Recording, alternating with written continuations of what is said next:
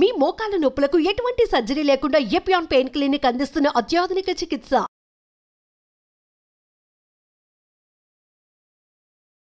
అందరికీ నమస్కారం. నేను doctor Chandrashekar Dannana, senior orthopaedic consultant at care hospital, Banjara hills.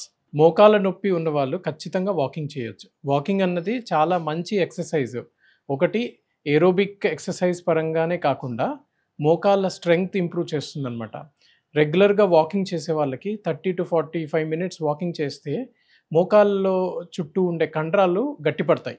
దాంతోపాటుగా ఏమవుతుంది అంటే కొంచెం మోకాళ్ళకి మూవ్మెంట్ రావడం వలన మోకాళ్ళలో గుజ్జు ఏదైతే ఉంటుందో దానికి సరైన నరిష్మెంట్ అందుతుంది.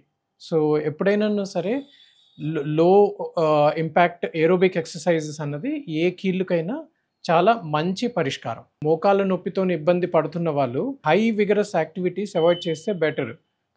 అంటే ఎక్కువగా జంపింగ్ చేయడము అండ్ దెన్ ఫాస్ట్ రన్నింగ్ ఎక్కువ దూరం చేయడం వలన కూడాను ఒక్కొక్కసారి ఆల్రెడీ డ్యామేజ్ అయిన గుజ్జు ఏదైతే ఉందో అది ఇంకా అగ్రవేట్ అయ్యే ఛాన్సెస్ ఉంటాయి. ఎందుకంటే గుజ్జు అన్నది మనకి మోకాళ్ళకి సపోర్ట్ లాగా పనిచేస్తుంది అనమాట. సో ఏమాత్రం కొన్ని ఇంజురీస్ ఉన్నా, అరుగుదల ఉన్నా సరే అది ఎక్కువ స్ట్రెన్యూస్ యాక్టివిటీస్, ఇంకోటి ఏంటంటే రన్నింగ్ జంపింగే కాకుండా కాలు ఎక్కువగా ట్విస్ట్ అయ్యే పనులు చేయడం వలన కూడాను ఆ పెయిన్ అగ్రవేట్ అయ్యే ఛాన్సెస్ ఉంటాయన్నమాట. సో కొన్ని యాక్టివిటీస్ అవాయిడ్ చేయాల్సినవి ఏమంటే డీప్ ఫ్లెక్షన్, ఎక్కువగా కాలు కంప్లీట్గా ఫోల్డ్ చేసి కూర్చోవడము, తరచూ మెట్లు ఎక్కి దిగడము, ఇలాంటి యాక్టివిటీస్ కూడాను అవాయిడ్ చేస్తే మంచిది. మోకాళ్ళ అరుగుదలకి ప్రధాన కారణాలు ఏమిటంటే ఒకటి మనం చేసే యాక్టివిటీస్ అన్నమాట.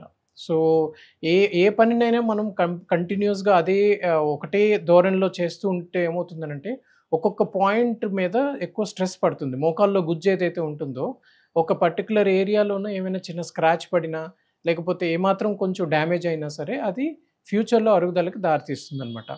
ఇది కాకుండా కొంతమందిలో కొంచెం వంశపారంపరంగా వచ్చిన కండిషన్ వలన కూడాను మన మోకాల్లోనూ కొంచెం అరుగుదల వచ్చే ఛాన్సెస్ ఉంటాయి. అండ్ ఇంకొక ప్రధానమైన కారణం ఏమిటంటే వెయిట్. కొంచెం ఓవర్ వెయిట్ ఉండడం వల్ల ఏమవుతుందంటే మోకాల మీద డైరెక్ట్గా ఇంపాక్ట్ పడి ఆ గుజ్జు ఏదైతే ఉందో త్వరగా అరిగిపోయే ఛాన్సెస్ ఉంటాయి. అండ్ ఇది కాకుండా కొద్ది మందిలో ఏమవుతుందనంటే ఏమైనా స్పోర్ట్స్ ఇంజరీస్ అవ్వడం వలన, ఏమైనా లెగమెంట్ ఇంజరీస్ కానీ లేకపోతే ఏమైనా మెనిస్కల్ టేర్స్ అవ్వడం వలన, మెనిస్కస్ అన్నది షాకర్ వాషర్ లాంటిది అనమాట. సో ఇలాంటి షాక్ అబ్జార్బర్ డ్యామేజ్ అవ్వడం వలన కూడాను మోకాల్లోనూ అరుగుదల వచ్చే ఛాన్సెస్ ఉంటాయి.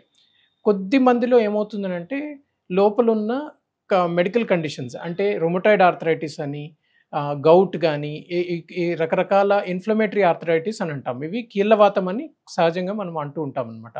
ఇలాంటి కండిషన్స్ ఉన్నప్పుడు కూడాను మోకాల్లో ఉన్న గుజ్జు త్వరగా డ్యామేజ్ అయిపోయి అరుగుదలకి దారితీసే అవకాశం ఉంటుందన్నమాట. మోకాలు నొప్పులు రాకుండా మీ ప్రధానమైన జాగ్రత్తలు తీసుకోవడం ఏంటంటే మన అలవాట్లు మార్చుకోవాలన్నమాట. సో రెగ్యులర్గా ఎక్సర్సైజ్ చేయడం అన్నది చాలా ఇంపార్టెంట్. మోకాళ్ళలో ఉన్న స్ట్రెంగ్త్ ఇంప్రూవ్ అవ్వాలి అని అంటే ఎక్సర్సైజ్ ఒకటే మార్గం. ఇది మందుల ద్వారా కానీ ఇంకా వేరే పద్ధతి ద్వారా ఇంప్రూవ్ అవ్వదు. సో ఇది ఖచ్చితంగా ప్రూవ్ అయిన విషయం ఇది. సో చాలామంది ఏంటంటే ఆ మందులు ఈ మందులు అనుకొని తినేస్తుంటారు. సో మోకాళ్ళు అరగకూడదు అని చెప్పేసి.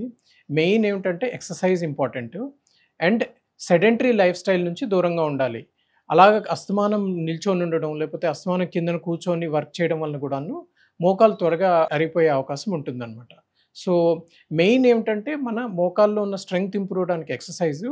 ఇది కాకుండా మోకాళ్ళ చుట్టూ ఉన్న ఎముక గట్టిపడడానికి కాల్షియం ఎక్కువగా ఉన్న ఫుడ్స్ తీసుకుంటే మోకాల్లో ఉన్న స్ట్రెంగ్త్ ఇంప్రూవ్ అవుతుంది, అరుగుదల కూడా వచ్చే అవకాశం తగ్గిపోతుంది అనమాట.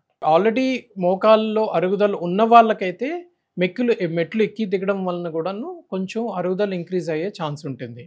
ఎవరికి మోకాళ్ళు అయితే ఆల్రెడీ బలంగా ఉందో అండ్ ఆల్రెడీ ఆర్థరైటిస్ లేదు, వాళ్ళు బాగానే హెల్తీగా ఉన్నారు అని అంటే మెట్లు ఎక్కి దిగడం వలన ఏమీ పెద్ద ప్రాబ్లం ఏమి అవ్వదు. ఎందుకంటే మెట్లు ఎక్కి దిగడం వలన ఒకటి కార్డియాక్ స్ట్రెంగ్త్ ఇంప్రూవ్ అవుతుంది, మన హార్ట్ ఇంప్రూవ్ అవుతుంది, అది ఒక రకమైన ఏరోబిక్ ఎక్సర్సైజ్. అండ్ అది కాకుండా ఏంటంటే మెట్లు ఎక్కి దిగడం వలన మన మోకాల్లో ఉన్న మసిల్స్ స్ట్రెంగ్తన్ అయ్యే ఛాన్స్ ఉంటుంది. కాకపోతే కొద్ది మందిలో ఆల్రెడీ అరుగుదల స్టార్ట్ అయితే మాత్రం మెట్లు ఎక్కి దిగడం వలన నొప్పులు ఇంక్రీజ్ అయ్యే ఛాన్సెస్ ఉంటాయి. సెడెంటరీ లైఫ్ స్టైల్ అంటే ఇంట్లో హౌస్ వైఫ్స్ ఏంటంటే ఎక్కువగా నిల్చొని పనిచేస్తారు. లేకపోతే ఎక్కువగా మన ఇండియన్ పద్ధతిలో ఏమిటంటే కింద మటమేసి కూర్చోవడం, కాళ్ళు కంప్లీట్‌గా ఫోల్డ్ చేసి ఎక్కువసేపు కూర్చోవడం వలన మోకాళ్ళ చిప్ప ఏదైతే ఉంటుందో ఫస్ట్ అరిగిపోతుందనమాట. ఎందుకంటే దాని మీద ఒక పాయింట్ మీద ఎక్కువ స్ట్రెస్ పడుతుంది. అది కాకుండా ఏంటంటే కిందన కూర్చోవడం వలన మోకాళ్ళ గుజ్జు మీద ఒక్కొక్క చోట చిన్న చిన్న స్క్రాచెస్ లాగా పడి అది ఫ్యూచర్‌లో అరుగుదలకి దారితీసే అవకాశం ఉంటుందన్నమాట. ఇది కాకుండా ఇంట్లో హౌస్ వైఫ్స్ ఏమిటంటే బయటికి వెళ్ళకుండా సన్ ఎక్స్‌పోజర్ లేకపోతే ఏమిటంటే విటమిన్ డి డెఫిషియన్సీ వస్తుంది. విటమిన్ డి డెఫిషియన్సీ రావడం వలన శరీరంలోని కాల్షియం కూడా తగ్గిపోయే అవకాశం ఉంటుంది. ఎందుకంటే విటమిన్ డి అనేది మనం తినే ఆహారంలోని కాల్షియం మనకి అందడానికి చాలా ఉపయోగపడుతుందన్నమాట. సో, ప్రధానమైన కారణాలు ఏమిటంటే లైఫ్ స్టైల్ కిందన కూర్చొని వర్క్ చేయడం వలన and vitamin D and calcium లోపం వలన ప్లస్ ఎక్సర్సైజ్ చేయకపోవడం వలన మోకాళ్ళు స్ట్రెంగ్థనింగ్ ఎక్సర్సైజెస్ అనేవి చాలా ఇంపార్టెంట్. ఇవి చేయకపోవడం వలన కూడాను హౌస్ వైఫ్స్‌కి ఎక్కువగా ఈ మోకాలు నొప్పులు ప్లస్ ఆర్థరైటిస్ ప్రాబ్లమ్స్ వచ్చే అవకాశాలు ఉంటాయి. ఈ మోకాలు నొప్పులు అన్నది ఏమిటంటే రకరకాల కారణాల వలన వస్తుంది. ఒకటి అరుగుదల వలన, లేకపోతే కొన్ని ఇన్‌ఫ్లమేటరీ కండిషన్స్ అంటే రొమటాయిడ్ ఆర్థరైటిస్ గానీ, గౌటీ ఆర్థరైటిస్ అని అంటాం. అంటే యూరిక్ యాసిడ్ పెరగడం వలన.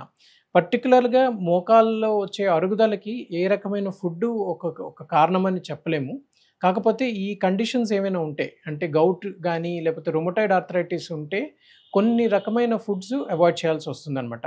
స్పెషల్లీ గౌటీ ఆర్థరైటిస్ అంటే యూరిక్ యాసిడ్ పెరగడం వలన ఆ క్రిస్టల్స్ ఏవైతే ఉంటాయో అవి మోకాళ్ళ జాయింట్‌లోన డిపాజిట్ అయ్యి ఆ జాయింట్‌ని డ్యామేజ్ చేయడానికి అవకాశం ఉంటుంది. సో, ఎక్కువగా ఈ యూరిక్ యాసిడ్ ఉన్న పదార్థాలు ఏంటంటే excessive non vegetarian food especially mutton అవి తినడం వలన, ఎక్కువగా రిఫైన్డ్ ఫుడ్స్ తీసుకోవడం వలన, అంటే ఈ పిజ్జా, బర్గర్‌లు ప్లస్ సాఫ్ట్ డ్రింక్స్ తీసుకోవడం వలన కూడాను యూరిక్ యాసిడ్ పెరిగే అవకాశం ఉంటుందన్నమాట. అండ్ సహజంగా మేము చూస్తుంటాం ఈ యూరిక్ యాసిడ్ అన్నది ఏంటంటే షుగరు, బీపీ ఉన్న వాళ్ళలో కొంచెం ఎక్కువగా కనబడుతూ ఉంటుంది. సో, ఆ కండిషన్స్‌ని కూడా మనం కంట్రోల్‌లో పెట్టుకోగలిగితే యూరిక్ యాసిడ్ కూడా కంట్రోల్ అయ్యే అవకాశం ఉంటుంది. ముఖ్యంగా అవాయిడ్ చేయాల్సిన ఫుడ్స్ పర్టిక్యులర్‌గా ఆర్థరైటిస్ కంటూ ఏమి లేవు. బట్ ఇలాంటి కండిషన్స్ ఉన్నప్పుడు మాత్రం ఖచ్చితంగా కొన్ని రకమైన ఫుడ్స్ అవాయిడ్ చేయడం బెటర్.